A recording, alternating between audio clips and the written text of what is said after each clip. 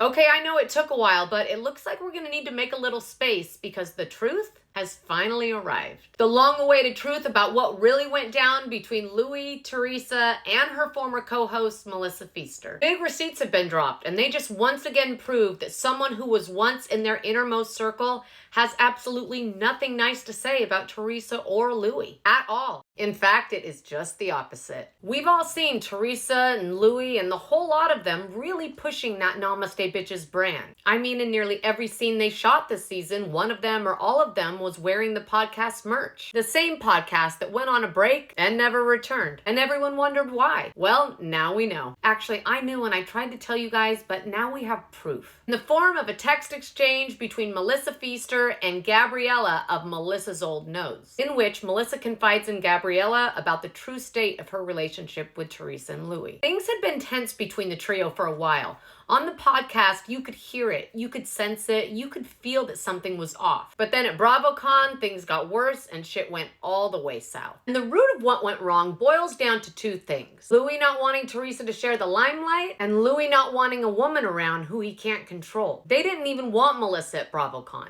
And because of it, we're treating her like a second-class citizen. Like she's with us, but she's not one of us. She's standing with us, but only because she has to be. Like Teresa was the star, and Melissa was just the annoying sidekick. And the text between Melissa and Gabriella went something like this. G said, "Good morning, Melissa Pfeister. Did you guys take pictures together today? If so, could you please send it to me so I could post it to the Namaste Bitches IG? Thanks." Melissa said, "Hey you, I love you. Want to go home." G said, "Hi, love you back. You want to go home?" Melissa says yes, and G says, "What happened? Are you okay? Are you at the Bravos?" Melissa said, "F no. I'm so over being here. I want to go the F home."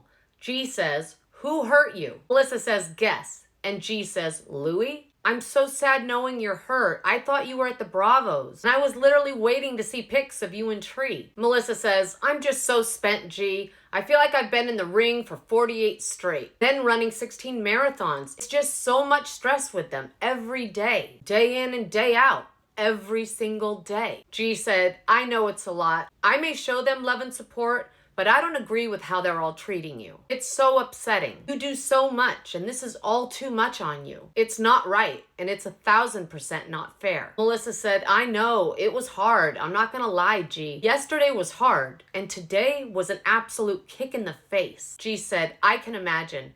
Melissa said, "I see you sharing the Namaste Bitches stories. Don't forget these two. I know I tagged you in a bunch." G said, "I know it's easier said than done, but if anybody can do it, it's you." Melissa said, "Oh my God, I'm going crazy right now trying to catch up on Instagram and get all your amazing posts out. I've just hated being here and I haven't wanted to post anything about it. But these are good pics, so F everybody else. I'll at least post making me look good." G said, "I know you had a shit day, but at least you looked hot, Melissa.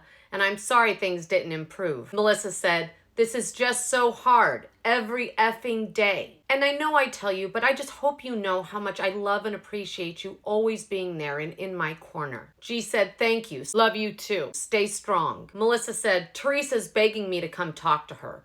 Maybe she meant hear her out." Now it's the next morning and the text continues. "Good morning, Melissa Pfeister. I'm glad she reached out. Sorry I fell asleep and just now saw your text. Did you meet her? How are you doing?" Melissa said, "Oh my gosh, G. This madness is so effing insane. In an Uber now going home. Have so much to tell you." Melissa said, "She doesn't care about us. She cares to use us for what she needs. But as people, as friends, as sisters, she does not give one shit." G says, "This is so upsetting." Melissa said, "I had a miscarriage, G. And she didn't ask me one time how I was doing, knowing that I'd been trying to get pregnant. Not one time. Not one effing time.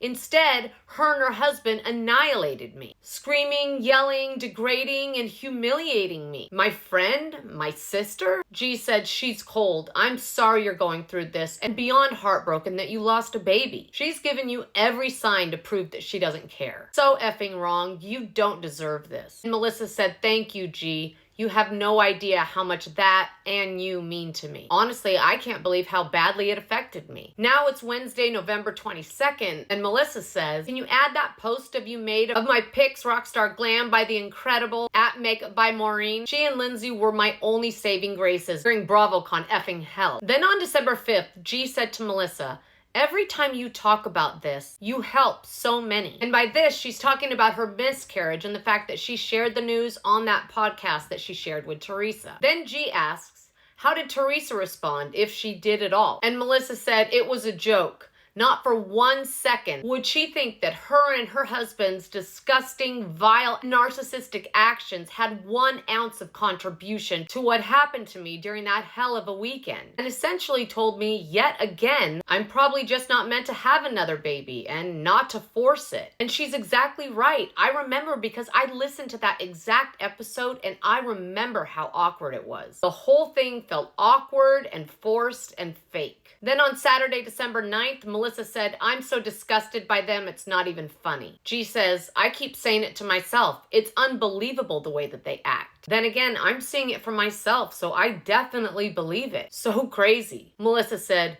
you hear what a lunatic he is, screaming in the background? G says, yes, I can imagine it's how he went off on you. So there it is. What we've known all along has now been proven. Because of Louie's loony behavior, Teresa and Melissa's podcast went from being Namaste to Namacray. And although walking away from that show may have cost her an income stream, what she saved in the end was her sanity, which I'd call a big win. And now Teresa is back to turning tables. Solo. Because her and her hubby just don't know how to play nice with people. What did you think about what Melissa had to say? Who's your Namaste and who's your Namacray? Comment below and let me know.